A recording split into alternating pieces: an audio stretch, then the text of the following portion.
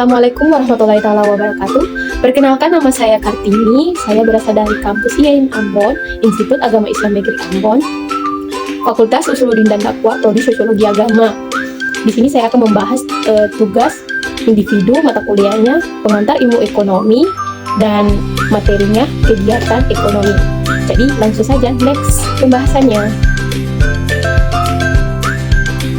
Makhluk sosial yang harus memenuhi kebutuhannya dengan bekerja atau menghasilkan sesuatu yang bisa digunakan untuk mendapatkan barang atau jasa.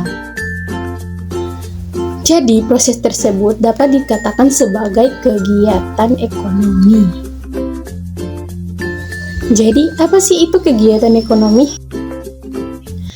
Kegiatan ekonomi adalah aktivitas yang dilakukan manusia demi memperoleh barang atau jasa. Kegiatan ekonomi terbagi menjadi 3 kegiatan: produksi, distribusi, dan konsumsi. Kegiatan produksi adalah kegiatan menghasilkan atau menambah nilai guna barang dan jasa. Tujuan produksi itu sendiri yaitu yang pertama memenuhi kebutuhan umat manusia, yang kedua memperoleh keuntungan, serta mempermudah manusia dalam mencapai kemakmuran. Jadi, contohnya pengrajin mebel merubah kayu menjadi kursi atau meja. Dan contoh lainnya, koki masak merubah tepung menjadi roti atau kue.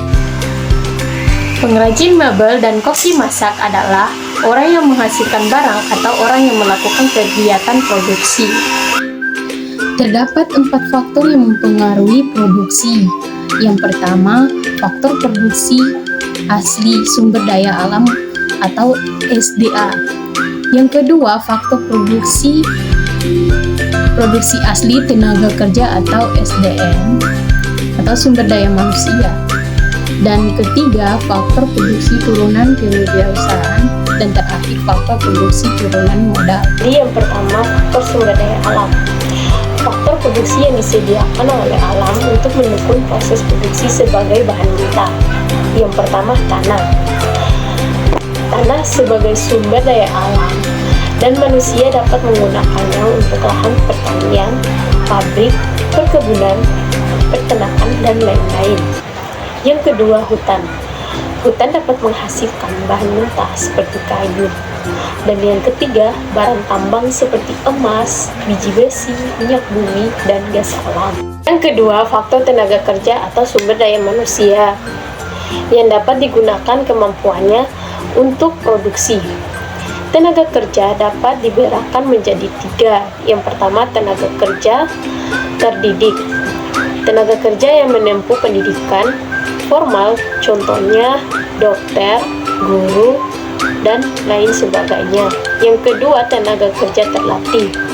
Tenaga kerja yang memiliki keterampilan terlatih seperti montir, sopir, dan penjahit. Yang ketiga, tenaga kerja tidak terdidik dan tidak terlatih. Tenaga kerja yang tidak memiliki keterangan seperti sapu, tukang sampah, dan kuli bangunan. Berikutnya, faktor kewirausahaan adalah kemampuan seorang atau beberapa orang untuk menyatukan semua faktor produksi agar dapat menghasilkan barang tertentu.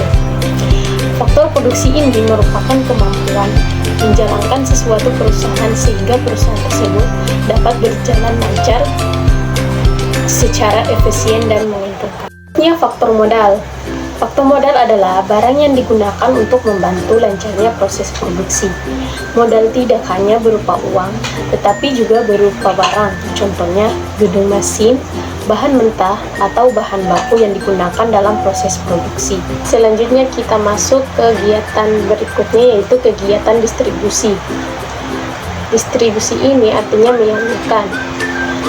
Adalah kegiatan ekonomi yang tujuannya menyalurkan barang dan jasa dari produsen kepada konsumen.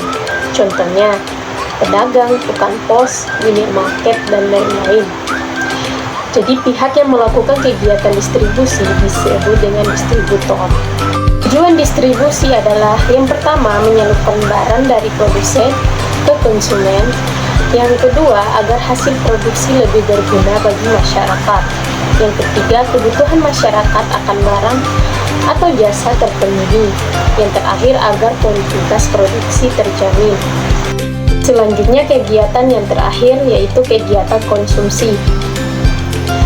Kegiatan konsumsi adalah kegiatan memakai, menggunakan, atau menghabiskan kegunaan setiap barang, baik secara berangsur-angsur maupun sekaligus habis.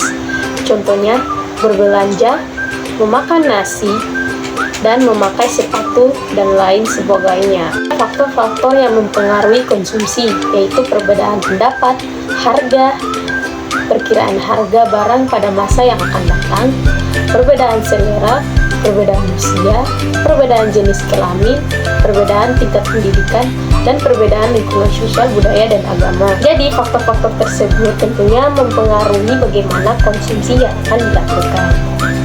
Cukup sekian pembahasan saya pada materi ini. Semoga apa yang saya rangkul bermanfaat. Bila ada kesalahan, mohon dimaafkan. Terima kasih. Wassalamualaikum warahmatullahi wabarakatuh.